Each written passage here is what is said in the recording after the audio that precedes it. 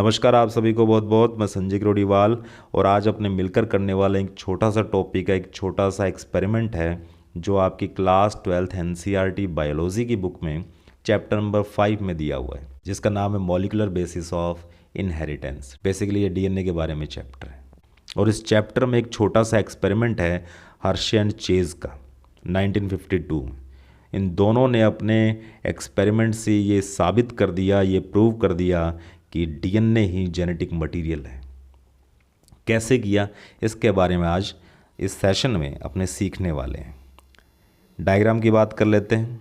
यहाँ पर देखेंगे 2 बैक्टीरियोफाज दिखा रखा है। ये बैक्टीरियोफाज क्या होते हैं? बैक्टीरियोफाज वो वायरस है जो ई कोलाई को खा जाते हैं, अटैक करते हैं, उन पे सर्वाइवल करते हैं, अपना मल्टीप्लिकेशन करते हैं उसके ऊपर।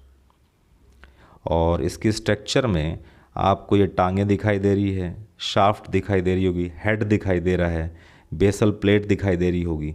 ये सब कैप्सिड है, प्रोटीन का बना हुआ खोल है इसका, और इसके हेड में डीएनए बैठा रहता है। 2 केस दे रखे हैं। पहले केस में बैक्टीरियोफाज जो वायरस है उसको ट्रीट करवाया सल्फर 35 से, जो कि रेडियो लेबल्ड है, रेडियो एक्टिव है।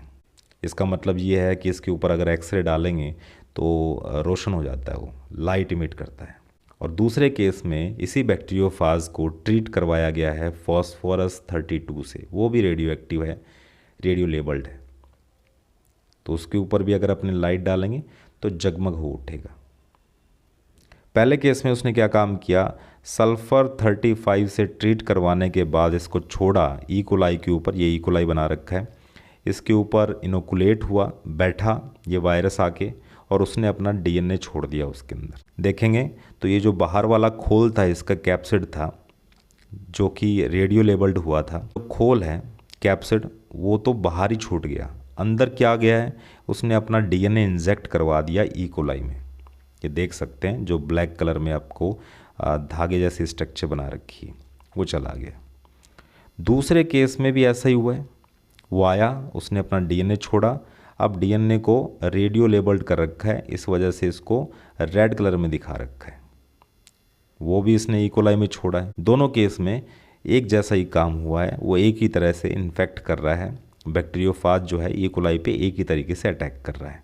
अब फ़र्क क्या है, इधर देखिए। पहले केस में रेडियो एक्टिव जो S35 था वो प्रोटीन का कंटेंट है, वो प्रोटीन से बना हुआ है कैप्सिड, जो रेड कलर में दिखा रखा है।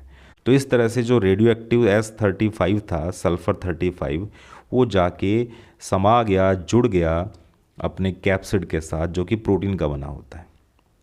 डीएनए पे रेडियो लेबलिंग नहीं हुई है।